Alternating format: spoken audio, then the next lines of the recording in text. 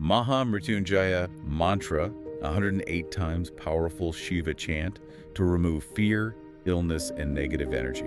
Right. And the transcript that came with it? Yeah, and the transcript is, well, it's just the mantra, isn't it? Repeated. Just the chant itself over and over. So our mission really is to unpack the main claims here. And importantly, the nature of this chant, just based on how it's presented in this source. And it's quite a unique source. You know, it's not your typical article or study. Not like that. It's mainly the chant itself.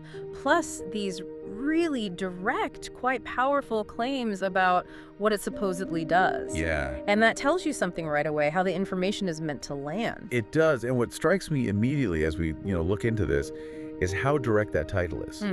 Very direct. The chant itself. The Mahamrityunjay Mantra, the title just lays it out. Powerful Shiva chant to remove fear, illness, and negative energy. No ambiguity there. None. That phrasing seems to be the core piece of information the source wants us to take away about its purpose. And that directness, well, it's key, I think. Unlike, say, a detailed analysis that might give you history or theology. Right. This source just puts forward this really broad range of benefits, fear, illness, even negative energy, all through just presenting the chant. It sort of implies that the power is in the sound, in the repetition itself. Yeah, the presentation is the message, almost. In a way, yeah. The way it's presented is definitely significant. And you mentioned repetition. The title also specifies 108 times. Yeah. That number, 108. It immediately flags up the practice, the idea of chanting it repeatedly. Absolutely. And like we said, you look at the transcript, it's not a discussion. It's literally the mantra again and again in its original script. Exactly. Which really underscores that the core practice being presented is the repetition. Yeah. Which it does raise an interesting question, doesn't it?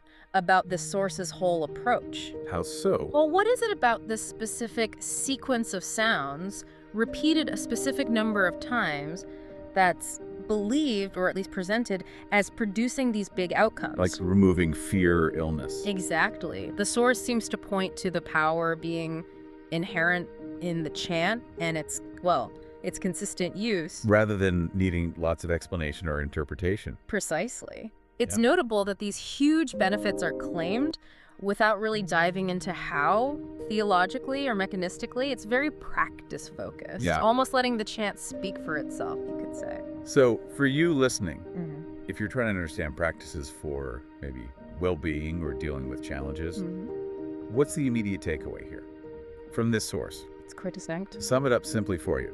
This source presents the Mahamrityunjay Mantra as a powerful tool. Simple as that. Its stated aim, right there in the title, is tackling big personal stuff. Fear, illness, negative energy. And if you connect that to the, the bigger picture from this source's perspective, it's offering a very direct path. Through chant. Yes, through chanting. And it specifically calls it a Shiva chant. Right, the title does. Which immediately links it to a particular spiritual tradition, a lineage. But notice, the source just gives us that label. It doesn't explain who or what Shiva is in this context. No, the focus stays totally on the chant and what it's claimed to do. That kind of unadorned, direct presentation. It's quite striking in itself. Okay, so wrapping up this deep dive then, we've explored the Mahamrityunjay Mantra, but really focused on how it's presented in our source. Right, just the video and transcript. We've highlighted it's shown as a repeated chant 108 times specifically mentioned, and its claimed power is significant, removing fear, illness, negative energy, all framed as a potent Shiva chant. So maybe a final thought for you to consider, building on just this information.